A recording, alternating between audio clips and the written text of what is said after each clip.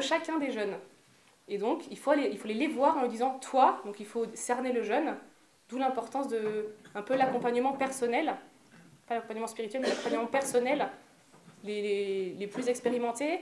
Il faut que les jeunes dont nous avons la responsabilité, nous les connaissions, nous passions du temps avec eux, que nous leur parlions pour comprendre qui ils sont, quels sont leurs charismes, et où est-ce, parce que les jeunes n'ont pas encore beaucoup d'expérience, mais ils ont du potentiel.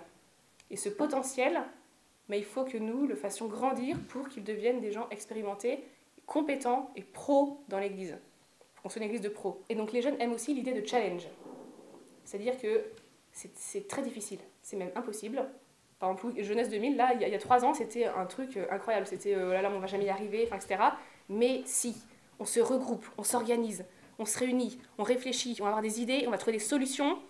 Et ensemble, parce qu'on est ensemble, c'est un challenge, c'est une aventure, génial justement, et ben on va y arriver. Et on a réussi, c'était génial. Et Dieu a donné en abondance. Donc les jeunes aiment l'idée de challenge. Il faut leur dire « Ah, là, c'est assez difficile, c'est pour ça que j'ai besoin de toi, parce que c'est justement, il faut quelqu'un de... Là, vous lui montrez, il faut toujours les valoriser, les jeunes. Vous lui montrez quelles sont les qualités qu'il a, pourquoi il va réussir à cet endroit-là. Et surtout, les jeunes, il faut leur montrer que nous sommes là. Enfin, moi, je suis jeune quand même, mais je dis nous parce que je m'occupe quand même de jeunes. Il faut que les jeunes, il faut leur donner des responsabilités et il faut leur montrer « je suis là ». Si tu as toutes les questions que tu as, je suis là.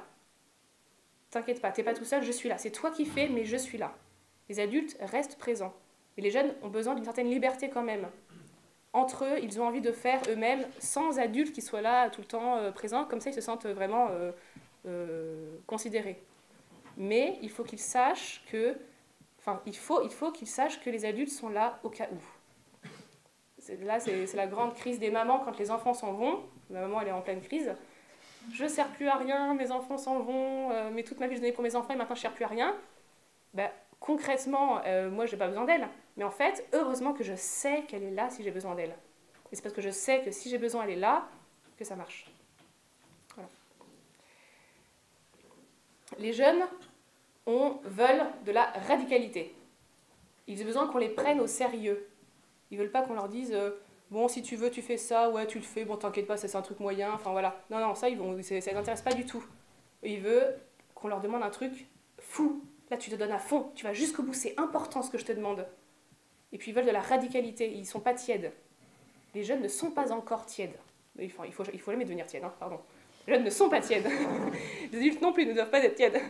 Mais les jeunes ne sont pas tièdes. Ça n'existe pas un jeune tiède. Ou alors c'est que malheureusement il lui est arrivé des choses. Les jeunes ne sont pas tièdes. Ils veulent être radicaux. Donc avec eux, il ne faut pas faire de demi-mesure.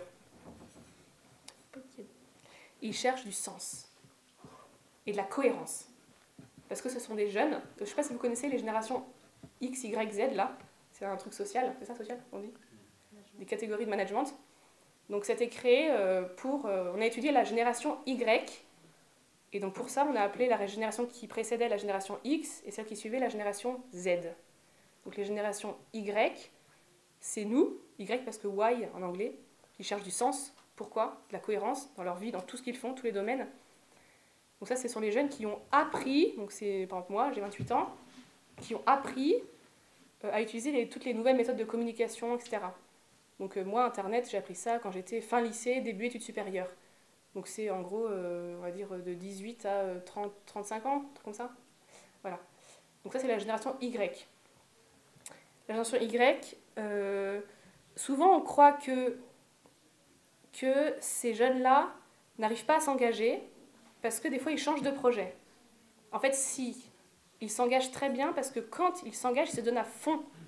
Ils se donnent à fond, beaucoup plus que la génération X ou Z. Quand on s'engage dans quelque chose, on donne tout ce qu'on a, on ne retient rien. Donc ces jeunes-là, quand ils s'engagent, ils donnent tout.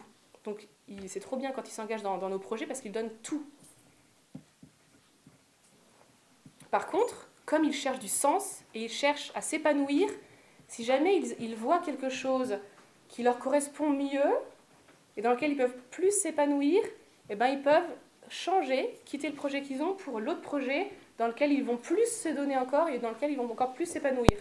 C'est pour ça qu'il faut que les projets qu'on leur propose leur correspondent et soient vraiment un projet très global, où ils peuvent s'épanouir dans tous les sens, aussi bien dans le spirituel, leur relation avec Dieu, que dans l'humain, une aventure fraternelle, ils ont des frères et sœurs, on a une communauté. La communauté est très importante pour les jeunes, l'aspect communautaire.